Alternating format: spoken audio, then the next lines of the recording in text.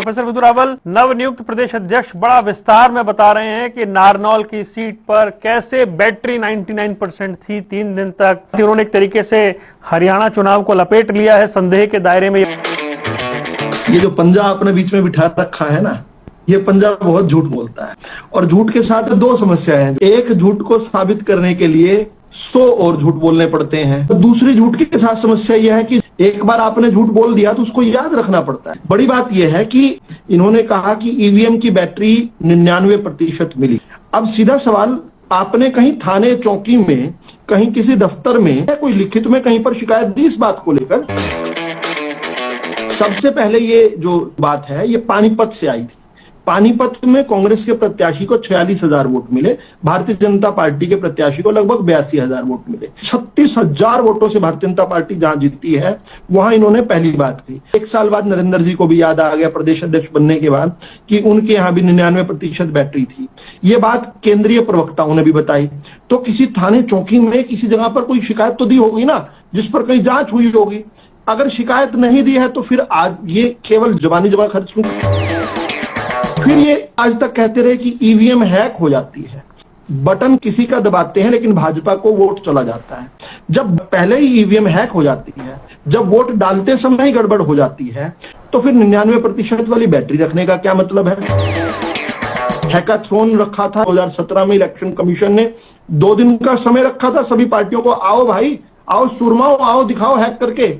एक भी नहीं आया, केवल आज तक बोलते ही बोलते हैं। 7 अगस्त को राहुल गांधी जी ने जो प्रेस कॉन्फ्रेंस की थी इसी साल की, उसमें उन्होंने ये कहा था कि नहीं ईवीएम हैक नहीं होती, वो हम झूठ बोला करते थे। तीसरी बात, तो बार बार राहुल गांधी कह रहे हैं कि वोटर लिस्ट में नाम काट दिए। अब भाई 99% बैटरी करके ईवीएम के रिजल्ट ही चेंज करने हैं, तो फिर ईवीएम हैक करने की आवश्यकता क्या है? वोटर लिस्ट में नाम काटने की जरूरत क्या है? और फिर दीपक बावरिया के पास एक मैसेज भी तो आया था। ऐसा दीपक बावरिया ने नहीं कहा, बताया किसने? उदय भान ने बताया, लेकिन सबूत दोनों ही नहीं दे पाए। यानी ये कुछ भी बोल जाना और उसके बाद बेशर्मी के साथ अलग झूठ बोल देना। अब एक बात और उन्होंने कही इस बारे में कि जो पोलिंग हुई उसमें पोलिंग परसेंटेज बढ़ गया। पोलिंग बूथ पर हर कांग्रेस एजेंट, जितने हरियाणा के अंदर बूथ है लगभग 20,000 के करीब बूथ, इन सब 20,000 बूथों पर कांग्रेस के एजेंट मौजूद थे। जब पोलिंग खत्म हो जाती है, कोई भी जानता है, नरेंद्र जी तो कई पार्टियों से कई दल बदल करके आए हुए हैं, वो तो कई चुनाव भी लड़े हैं, उनके पिताजी भी लड़ा करते थे चुनाव, तो पता होगा कि एक 17C का फॉर्म होता है।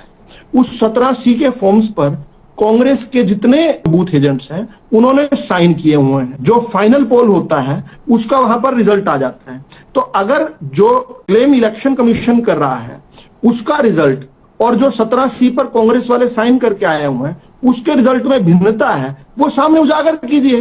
हाथ कंगन को आरसी का, पढ़े लिखे को फारसी का। हरियाणा के जन जन को पता है कि जो सरकार बनी है वोट चोरी से बनी है।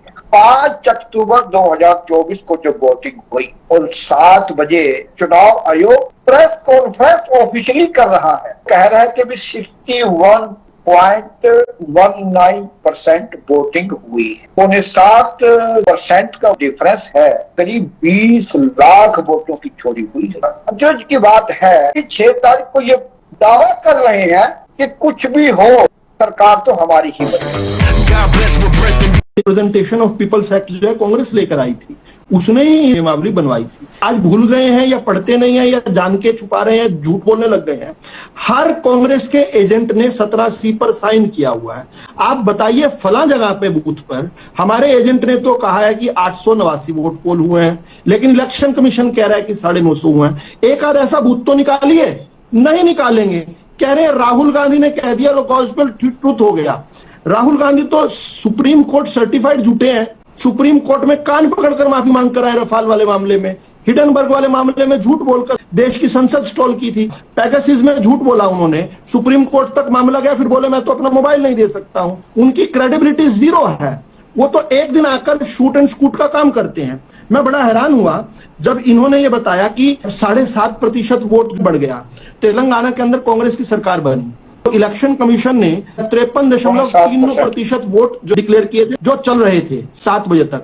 फिर फाइनल आउटकम आया वो तो 65.67% आया। आप तो 7.5% कर रहे थे, या तो 12.25% वोट बढ़ गया। तो अब कब बर्खास्त कर रहे हैं तेलंगाना की सरकार को? अब कर्नाटका के अंदर 66.10% घोषित किया गया और जब फाइनल रिजल्ट आया 73.19%। कर्नाटका में कांग्रेस की सरकार का बर्खास्त कर रहे हैं, वो भी 7% से अधिक हो गया। हिमाचल प्रदेश के अंदर 68% टोटल आउटकम था, जबकि 59% वो डिक्लेयर किया गया। कर्नाटका और हिमाचल में तो मैं खुद सक्रिय रहा हूं। फिर कितनी बचकानी बातें करते हैं कांग्रेस वाले, मैं बड़ा हैरान हूं इन लोगों की। Maturity level 0। ये कह रहे हैं कि 5 तारीख को प्रेस कॉन्फ्रेंस होगी, कोई प्रेस कॉन्फ्रेंस नहीं हुई थी, ये केवल टीवी चैनल्स पर डिक्लेयर किया गया था। दूसरी बात ये कह रहे हैं कि 6 तारीख को नायब सैनी जी ने कह दिया।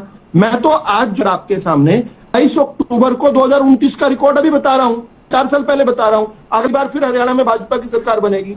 मैं तो बिहार का नतीजा 14 नवंबर से पहले आपको बता रहा हूं। महागठबंधन की बुरी तरह हार हो गई और भाजपा जीतेगी। बचकानी बातें करते हैं। लोकतंत्र की जीत तब होगी जब ये बैड लूजर्स लोकतंत्र को कलंकित करना बंद करेंगे।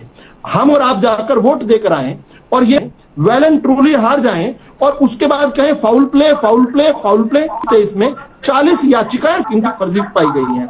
इनके नेता हैं चंद्रशेखर अखीरे। उन्होंने बाबा साहब अंबेडकर के वंशज प्रकाश अंबेडकर, उनके साथ मिलकर महाराष्ट्र के अंदर हाई कोर्ट में इन याचिका डाली, जो राहुल गांधी बताते नहीं है। राहुल गांधी बार बार महाराष्ट्र का नाम लेते हैं। ये मामला सुप्रीम कोर्ट में गया, वो याचिका को कोर्ट ने फाड़ कर फेंक दिया और ये बोला आपने हमारा समय नष्ट किया। 2 दिन डबल डिवीजन बैठा वहां पर, जिसके बाद वो मामला हाई कोर्ट गया। हाई कोर्ट में दोबारा फाड़ के फेंका गया और ये कहा कि आप अगली बार आ गए ना ऐसी बेवकूफाना बात लेकर, आपके ऊपर कॉस्ट भी लगाएंगे।